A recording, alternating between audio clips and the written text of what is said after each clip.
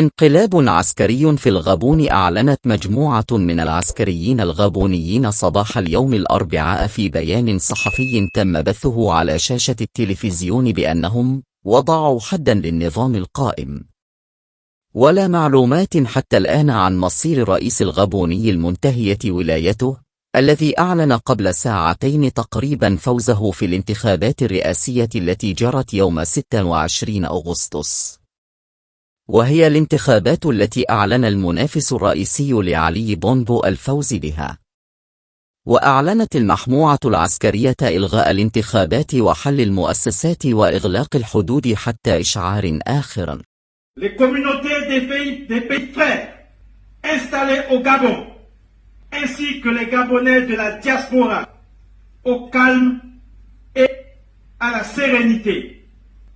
Nous réaffirmons notre attachement au respect des engagements du Gabon vis-à-vis de la communauté nationale et internationale. Peuple gabonais, c'est enfin notre essor vers la félicité. Que Dieu et les mânes de nos ancêtres bénissent le Gabon. Honneur et fidélité à la patrie, je vous remercie.